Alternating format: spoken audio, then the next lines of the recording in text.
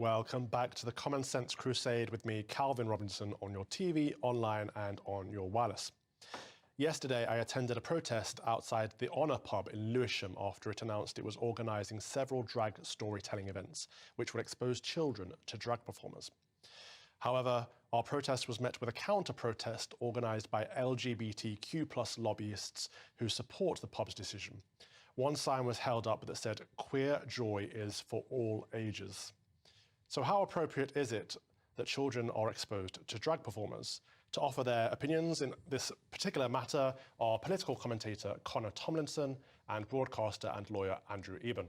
Connor, those in favour of Drag Story Hour might argue that it's positive for kids to be exposed to this kind of thing so they can learn more about LGBT people and celebrate diversity.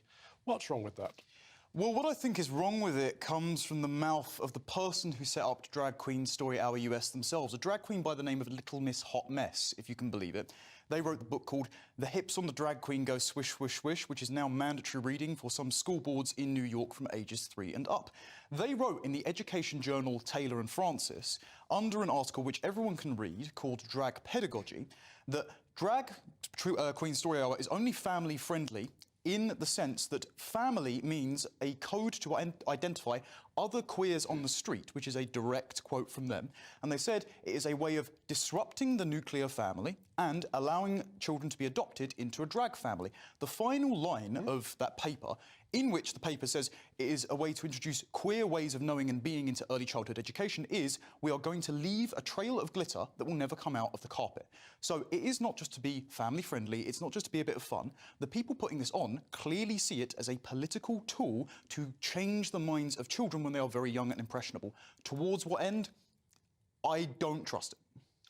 I'm baffled, so I'm not going to even give my opinion. I'm going to come over to Andrew. I love your opinion. And as you know, I always like to play devil's advocate, but I like to play devil's advocate with informed decisions. Yeah. So I phoned the Honour Oak Park, and I spoke to Eddie Ruffett, who was there preparing Sunday lunch, and I asked him about the event. And for me, it's all about content. Because you're right, if it's sort of talking about the sort of information that you've been peddling, that would be wrong.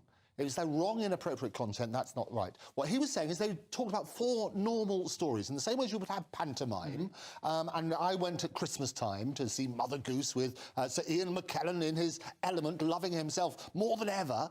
If you go all the way back to Shakespeare's times, drag, the very word came from dressed as girl, because in those days, it was only men and boys could tread the boards. So they worked on that sort of basis. The relevant artist was not peddling the information that you talked about. They were just doing 4 glorious stories, encouraging creativity and imagination and accepting people with different opinions. Right, why does it need to be a man in a dress?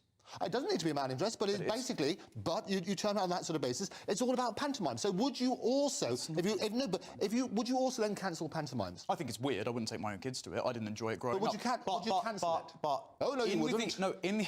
Very good. In the LGBT rubric, that is a political movement, and pantomimes do not identify as LGBTQ+ inclusivity. But also, I would specify that a pantomime is child-friendly. A drag queen, I would say, is adult entertainment, quite specifically so. As in, it's a stripper wearing scantily clad clothing, and we see a lot of them having, receiving cash in their G-strings and such. And if that were true, I would absolutely be with you. Okay. So for me, it's all about content. So the reason I phoned up, because I think so few people did, and I also asked him, well, what's happened? So he said, it's been going on for a year. The reason it suddenly got all the attention is Tate Britain, which you spoke about last time, did a similar sort of thing. I always say, P.T. Barnum, if you want to draw a crowd, start a fight. Right. So they were saying they had 600 people from Lewisham came out in support of making sure you can have this inclusivity. About 30 people, 29 plus you, were against. Yeah. And I think that was the interesting thing. But you're right. I think what we need to do is to say, look, what's the content? Because we're totally on the same page. If it's inappropriate content, that is wrong. If it's talking about his entertainment, then that's fine. So Andrew makes a good point in that we were in the minority there. There were 20 to 30 people who were against this idea. There were probably 10 times that who were for it. But the minority doesn't necessarily mean you're wrong or right, does it? No, especially considering it was the rent-a-mob stand-up to racism. I mean, I'd love to know exactly what racism and a man in a dress reading to kids have to do with each other, but also, they're pre-printed placards. Sorry to interrupt you. interrupt you, but also the stand-ups for racism crowd were entirely white middle class, and on our side, in the minority, we were mostly ethnic minority people trying to speak, and they were shouting us down. So I want to ask the question, who's the fascist? Well, that's the concept of repressive tolerance, of course. You're expecting double standards from people that don't have ethical consistency, they just want to wield power. To go back to the point about the content that matters, I'm really glad you brought up the Tate. Yes. Because Ada HD, the drag queen at the Tate event, fundraised for the funeral for a drag queen who has recently died in Cardiff under suspicious circumstances. All the best for finding justice as to why. That drag queen was convicted of the rape of a 14-year-old boy, and he said, rest in power. Ada HD, also on the Drag Queen Story Hour account, tweeted out, love has no age, also at a placard at that recent event. So even if the content of the Story Hour is absolutely not nefarious, should parents trust people, activists, who may have unfair designs going near their children? Right. No, I would personally not. So those individuals aren't there to defend, or here to defend themselves, so we won't talk about that, but I think you're right in that parents need to take responsibility, parents need to ask the right questions. So thank you very much, political commentator Connor Tomlinson and broadcaster and lawyer Andrew Eborn. In a statement, Charlotte Grant, the landlord of the pub, said, everyone here at the Honor Oak is proud to serve the wonderful community of Forest Hill. We are here to make sure their local pub is a safe, warm and fun place for everyone to enjoy. This event has been running for over a year and is incredibly popular in Lewisham. Our magical storytelling event is entirely age appropriate and allows families and friends to come together and listen to a reading of a storybook and have fun. The most important thing is for us is that everyone is safe and happy when they are here. We have been overwhelmed by the support people have shown us locally and nationally, and we are proud to run their local pub.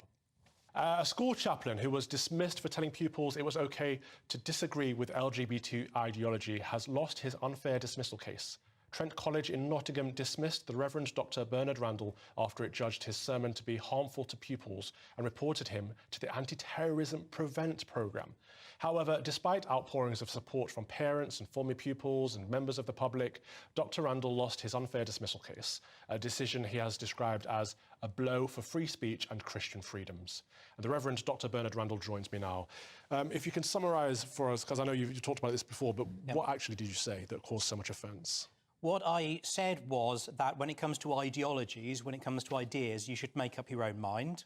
And I used the example of Brexit. You make up your own mind whether you're for or against. Right. And I said that there are some areas of disagreement between traditional Christian views and LGBT ideologies. And on those, you make up your own mind, but you may believe in the traditional Christian understanding of marriage. You may believe biological sex can't be changed. You may look at the language of gender identity and think it doesn't make sense, it's incoherent, and therefore it can't be more than partly true. But I emphasised repeatedly the importance of respecting people we disagree with, respect the sincerity of their beliefs, even if you disagree. So where we've disagreed in the past is that I suggested we should actually say, no, the LGBT ideology is wrong, but you just said you have a right to question it, just as you have a right to question the Christian values. So you didn't even go as far as I would suggest we could go.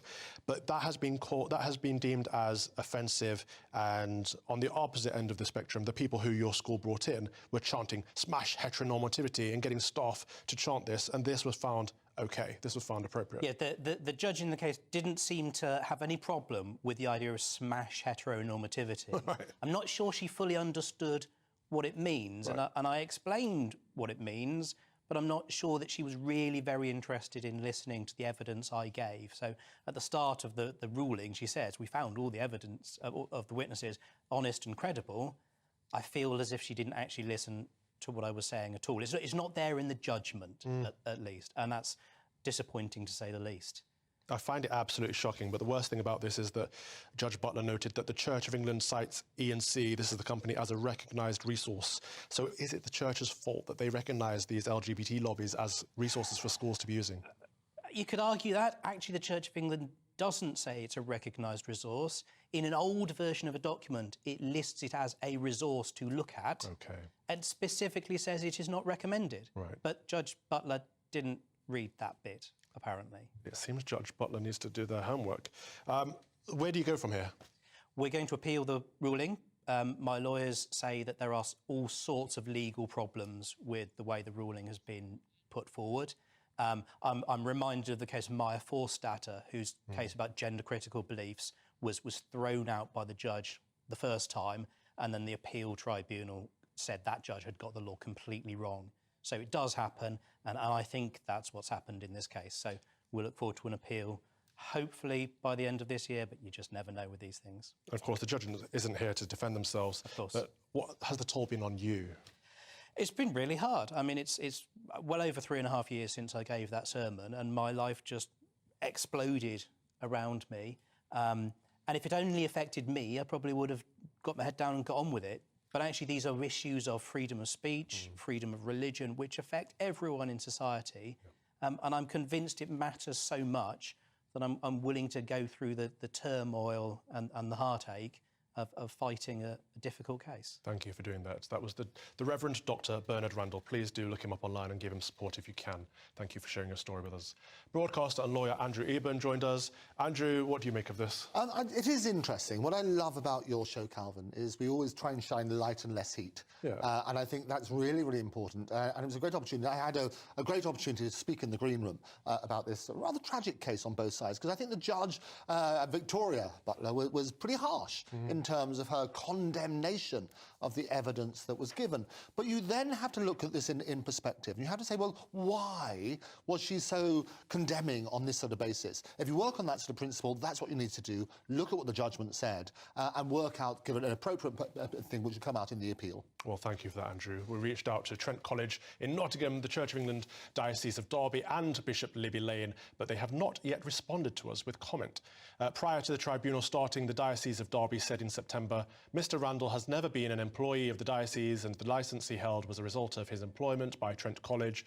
The Bishop of Derby is saddened that Mr Randall is bringing these grievances and has tried to ensure pastoral care for him.